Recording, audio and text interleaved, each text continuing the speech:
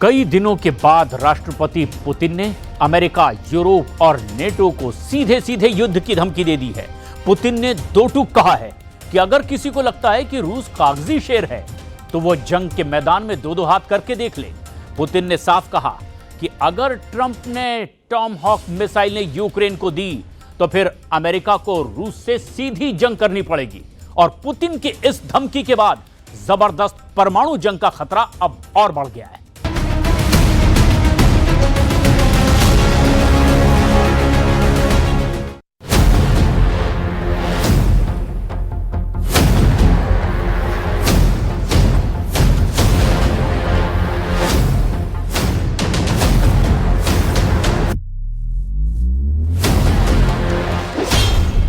परमाणु धमाके की शुरुआत, पुतिन का आखिरी अल्टीमेटम।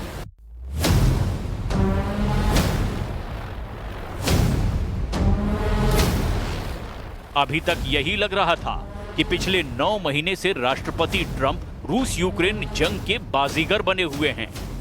ट्रंप ने अगस्त के महीने में पुतिन को अलास्का में बुलाकर अपनी ताकत और रुतबा साबित कर दिया था। लेकिन उसके बाद जैसे ही ट्रंप ने रूस और पुतिन को कागजी शेर कहा, पुतिन के रूस ने यूक्रेन और नेटो देशों का धुआं निकाल कर रख दिया। रूस ने यूक्रेन पर पिछले 7 दिन में 500 से ज्यादा हवाई हमले किए, जिसमें 100 से ज्यादा घातक मिसाइलें और 1,500 से ज्यादा ड्रोन का इस्तेमाल हुआ। रूसी नियंत्रण वाले ज़ापोरिज़िया परमाणु संयंत्र पर हो रहे हमले से एक बहुत बड़ी परमाणु जंग का खतरा पैदा हो चुका है। पुतिन ने डंके की चोट पर कैमरे के सामने ऐलान कर दिया है कि रूस के हमलों से यूक्रेन को कोई नहीं बचा पाएगा। अगर ट्रंप सरकार ने यूक्रेन को लंबी दूरी की टॉमहॉक क्रूज मिसाइलें देने की गलती की तो अमेरिका को इसकी भारी कीमत चुकानी पड़ेगी। पुतिन ने यह भी साफ कर दिया कि अगर ट्रंप रूस को कागजी शेर समझते हैं तो फिर नेटो के बारे में क्या सोचते हैं, जो यूक्रेन की तरफ से 3.5 साल से रूस से जंग कर रहा है। हम आपको दिखाने जा रहे हैं कि परमाणु युद्ध के कगार पर पहुंच चुकी रूस यूक्रेन जंग अब ऐसे दौर में जा चुकी है जहां करीब आधा दर्जन टॉप नेटो देश रूस से जंग नहीं करना चाहते।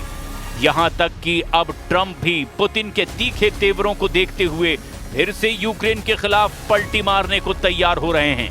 तो चलिए देखते हैं कि यूक्रेन के चीथड़े उड़ाने वाली रूसी सेना कैसे नेटो देशों पर हमला करने के लिए अब पूरी तरह से तैयार है।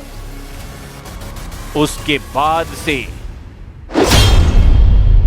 आग से मत खेलो ज़ेलेंस्की, ज़ापोरिज़िया पर पुतिन की धमकी। 41 देशों के हथियार अमेरिका और यूरोप से मिल रही खुफिया जानकारी के दम पर यूक्रेन पिछले 90 दिनों से रूस की 38 में से 16 तेल रिफाइनरियों पर हमला कर चुका है। हैरानी की बात तो यह है कि यूक्रेन ट्रंप के बड़बोले बयान के बाद दावा कर रहा है कि यूक्रेनी सेना ने रूसी सेना को हराना शुरू कर दिया है। लेकिन मैदाने जंग में यूक्रेनी दावों की पोल खुलती नजर आ रही है।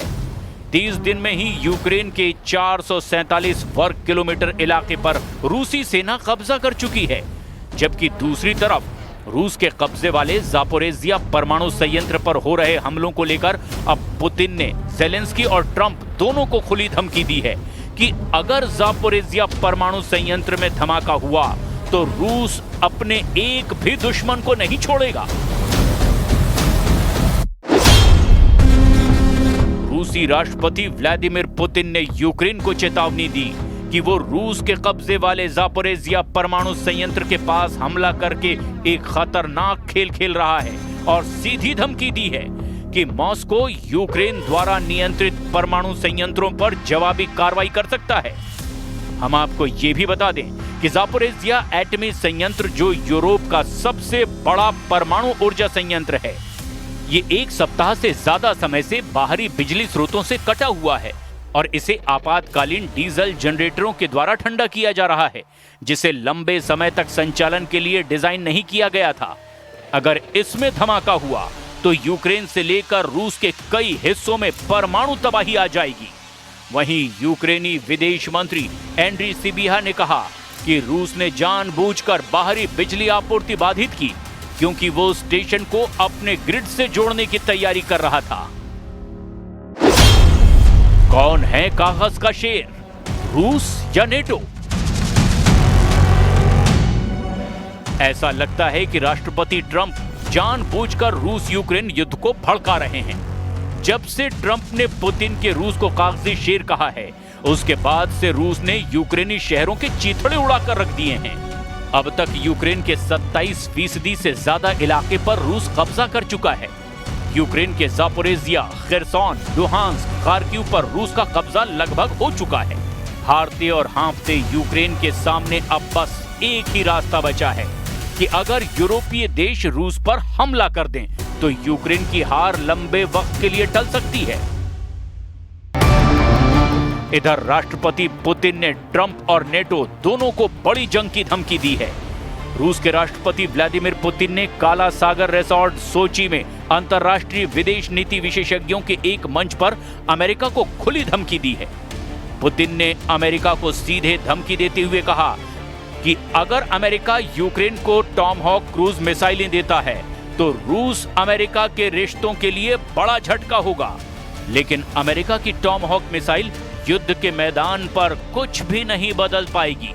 यूक्रेन हार रहा है और आगे भी हारता रहेगा। रूसी सेना धीरे धीरे लेकिन लगातार आगे बढ़ रही है।